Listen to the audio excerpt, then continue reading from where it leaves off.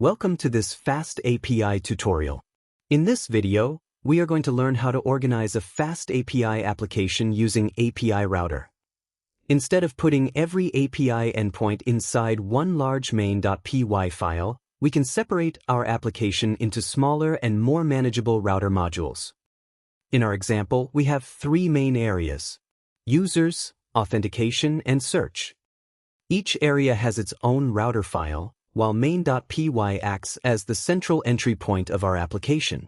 This approach makes our FastAPI application cleaner, easier to maintain, and easier to scale as the project grows. So let's understand exactly how these routers work. First, let's look at the project structure. At the root of our application, we have main.py.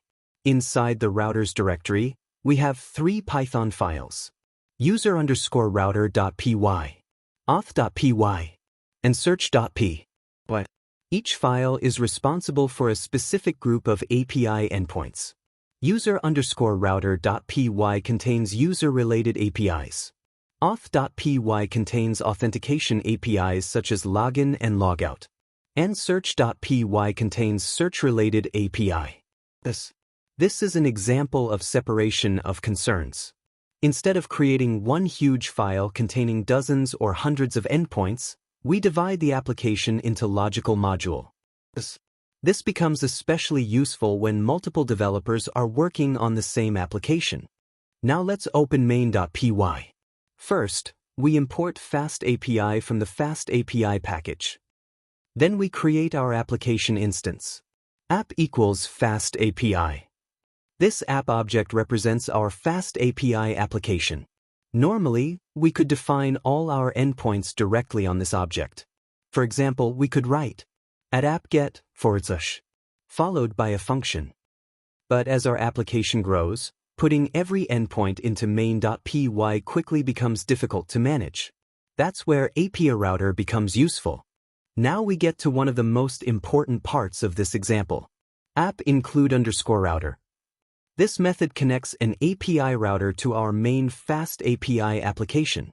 For the user router, we have app_include_router, user_router, prefix equals /API.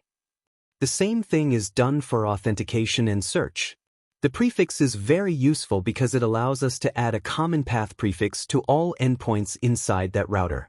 In our example, every endpoint registered through these routers will start with /API.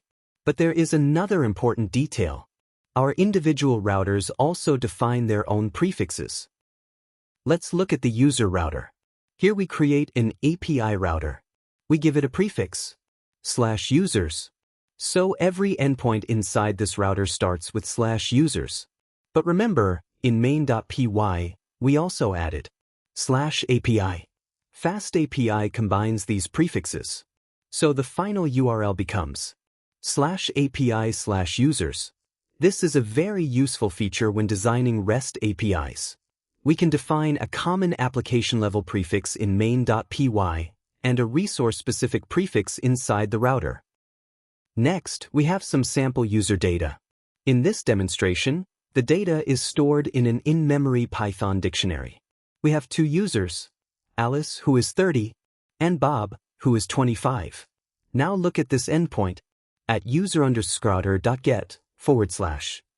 This endpoint responds to an HTTP GT request. The function is called read_users. It simply returns the user_data dictionary. Because the router prefix is /users and the application prefix is /API, the complete endpoint becomes get /API/user/. When we call this endpoint, FastAPI returns our user data as JSON. So why should we use API Router? First, organization. Related endpoints stay together in their own module. Second, maintainability. Smaller files are easier to read, test, and modify. Third, scalability. As our application grows, we can create additional routers without making main.py huge. Fourth, reusability. Routers can be configured with prefixes, tags, dependencies, and other common settings. And finally, team development becomes easier. Different developers can work on different feature modules without constantly modifying the same large file. One of the best features of FastAPI is its automatic API documentation. After starting the application, we can open /docs. FastAPI automatically generates interactive Swagger documentation because we use tags such as authentication and search. Our endpoints can be grouped into logical sections. We can expand each section, view the available endpoints, inspect parameters, and execute requests directly from the Swagger UI. This makes FastAPI especially convenient for API development and testing.